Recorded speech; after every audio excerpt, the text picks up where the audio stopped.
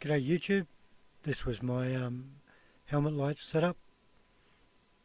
So now we've night ride and very wet, so we've had a fair bit of rain. Forgot to turn the lights on, so I've got a light mounted on the number plate above my headlight on the Sherco, and then I had 3 helmet lights in total. So certainly enough light to ride with. The track was incredibly wet. You'll see a bit as well, and I was following some guys, so I wasn't truly in my own rhythm. These guys allowed me to sort of tag along with them. Now the way they ran the night light was each, all the people were just out by themselves. You can see the reflection in the distance.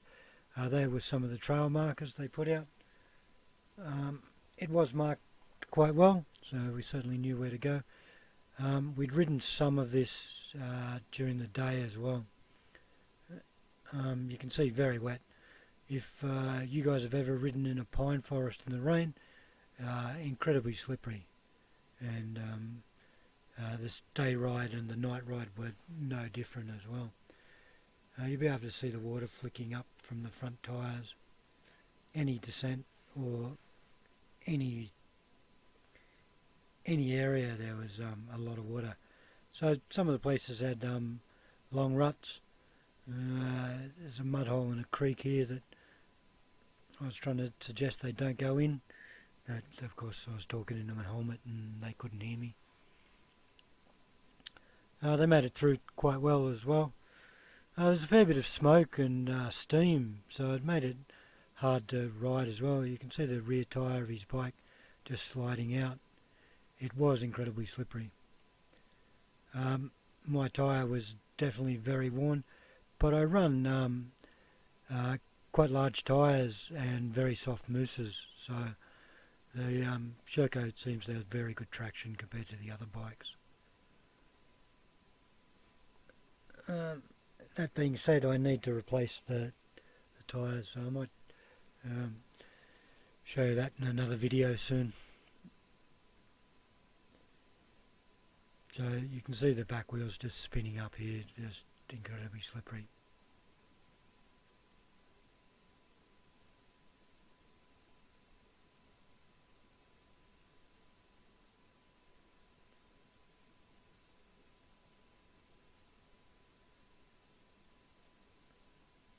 They asked did I need a hand, but generally I don't need much help.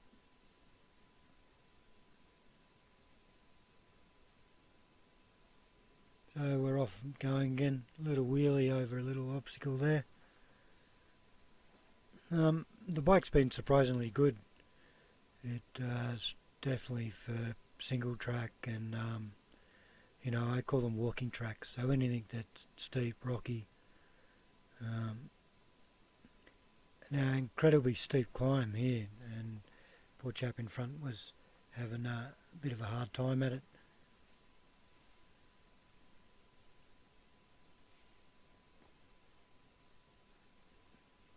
We're commenting on the size of his legs. So this is about sort of 6 metres high, or 20 feet or 25 feet high, and very steep. Loose. I wasn't even smart enough to get these guys' names that I rode with for an hour with, so I apologise, boys. Sherco tracks up it quite nicely. Old mate here had the habit of shining his headlights into my eyes, so sort of momentarily blinded me a couple of times on the ride up to things. But it was definitely nice to tag along with these blokes. Most of these people were for Canberra. COVID has made a major resurgence in Australia, and regional areas are the only ones that are allowed out at the moment, so quite lucky. Quite steep little creek there, and steep up. Sherco lugs up it, no problem, even with a bald tyre.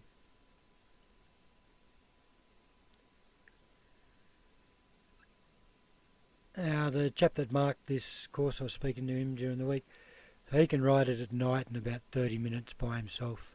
Quite a good rider, and there was quite a few bikes through today, so it definitely chopped it up.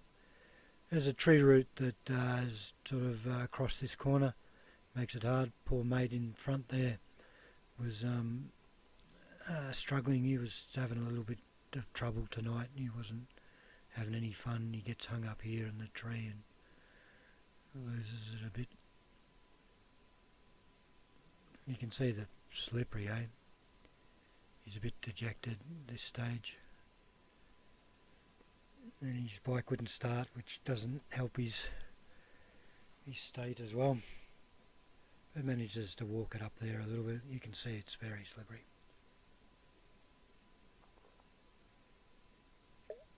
Now the Sherco gets over this log, but still gets sort of hung up on the little slope. Got to use a little bit more clutch to get it up there. It's sitting down in the creek. The creeks are interesting. They weren't particularly hard to ride, but of course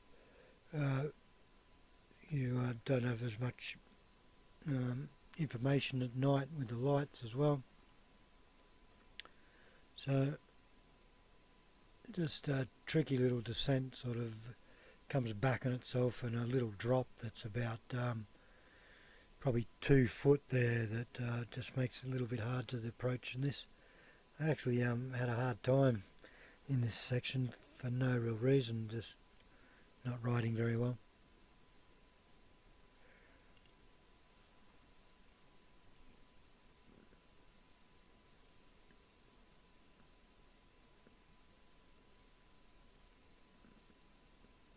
Now the lights that I had have got 4 settings on them, and I think the little book says 3 hours at full power, and they claim to have 2000 lumens. So little off camber uphill corner there is a bit tricky. I didn't get good flow through that. Another little corner there with some rocks. I just did a little wheelie up. So I just did that by dropping my heels and just carrying the same amount of momentum. You can see here the front wheel just steps out on that tree root. So I probably had a little bit of front brake on that because it was descending into the creek, which made it wash out a little bit more. The brakes will upset you more in slippery terrain than anything else. And as I mentioned, I've got quite soft mousses, so generally the bike tracks quite well. Big rut there, so the bike sort of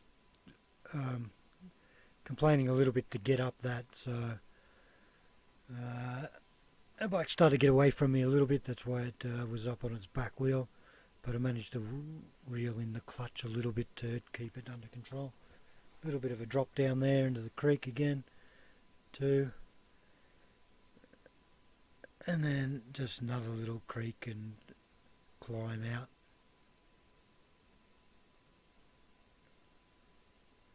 And then a big mud hole here. I was stuck in that, and one of the guys that helps organise the Dual Sport Motorcycle Riders Association, which is the ride we're on, Sean, come and give me a hand to get out.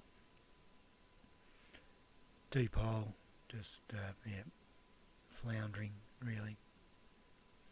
There's Sean, give me a hand. Thank you, Sean.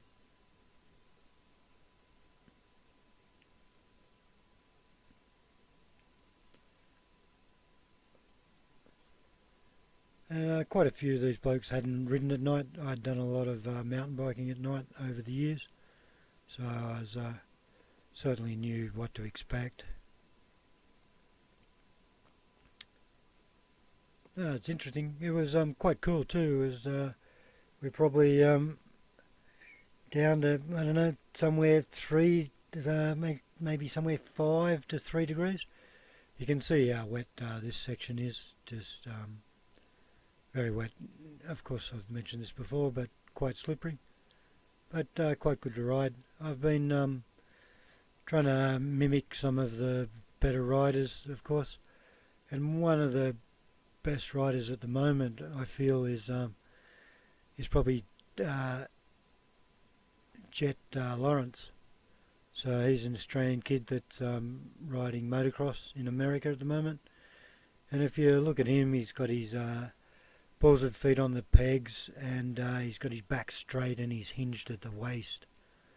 And I've been trying to emulate his position, as well as that would appear to be the new norm in riding, and it's helped me a lot. My seated game isn't very good, so I need to work on that. But I will stand, 99% of the time, striving for the balls of my feet on the saddle, and my arse back, and my back horizontal, or my back flat and straight. It allows me to move on the bike very well, and even in the slippery conditions, it gave me very good control of the bike. I was even able to stand in some of these long straight ruts and just ride straight through them without getting deflected. See there, I was able to go around that big puddle with no problem, still balanced, and the bike tracking quite well. I mentioned in the text in the other video I didn't know it at the time. The boys put up some mannequins back there. There was a dismembered torso or something hanging in a tree just to wake everybody up. So even in these long straight ruts, I'm standing, and the bike's tracking quite well. So I've been trying to drop my heels too to change the direction of the bike while I'm standing as well. So I nearly managed to stay in that long rut too, feet up, tracking straight.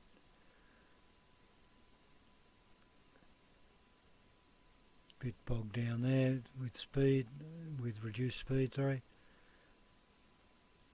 Where I am, I'm trying to run the front wheel around the big mess of the water, but incredibly holed and watered and rutted this particular track as well.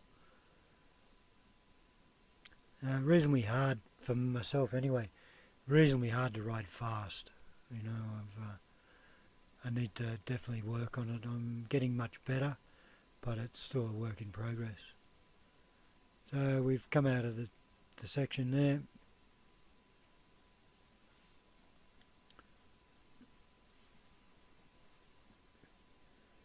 Boys I was riding with.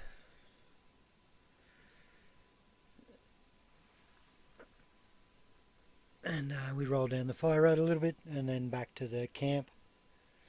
All in all, it was a very good weekend.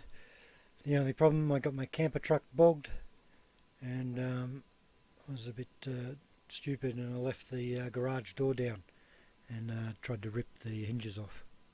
Hey, thanks for watching. Please like, subscribe, ring the bell. I've been a little bit busy lately, so not so many videos. I apologise. Try to get some more out. Thanks very much for watching. Bye now.